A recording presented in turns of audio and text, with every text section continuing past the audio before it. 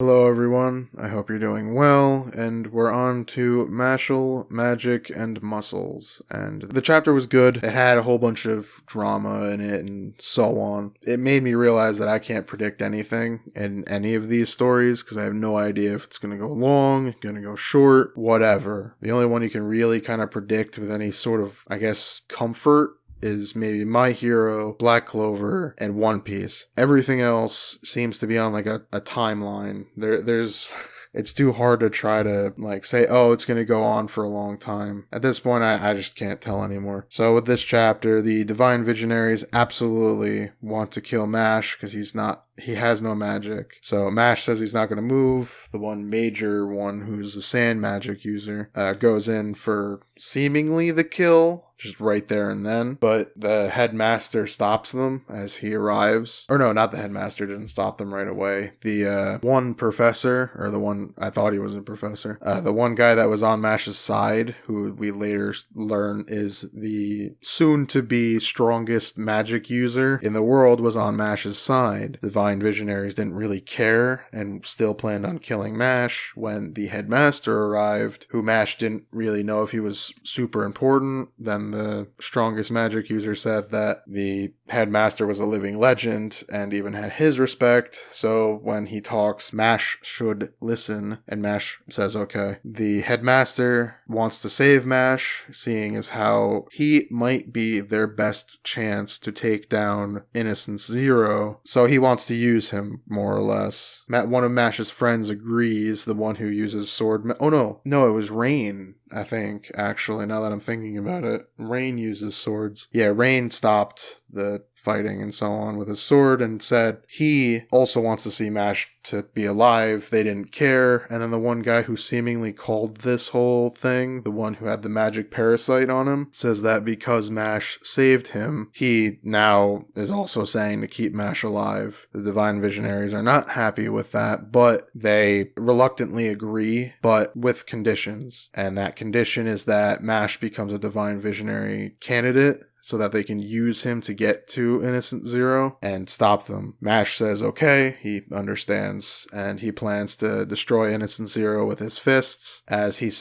punches the ground, which causes a vibration, and a few of them are shocked. And then we cut to the big bad villain seemingly gyrating with excitement or something, with power. He's starting to, I don't know, is he getting excited or is he just gyrating? No, he's just gyrating with power, knowing something's up. So again, because of that, I have no idea if this manga is going to go very long. I had hoped. I still do hope it just sort of goes. It's a bunch of comedic sketches and things now with this group that hates Mash, but then Mash keeps being him, and slowly but surely some of them start liking him or whatever, as well as us seeing more of his friends and other nonsensical things. I think that would be fun. I think that'd be great for this series, and I think it would, I don't know, I think it would be funny. I think it would be really great. And seeing as how Chainsaw Man's ending, I wouldn't necessarily want another one to end so soon, but I have no idea. For all we know, they're setting up the big bad here, and then they'll move on to whatever, as he still has to become a candidate. So I don't know. But all I know is I did enjoy this chapter, and it's set up for quite a bit into the future, and I'm hoping to the far future. But for this chapter, I'd give it a B. It was, again, good, and Mash is very funny. If you enjoyed my ramblings, please leave a like, and as always, thank you for watching.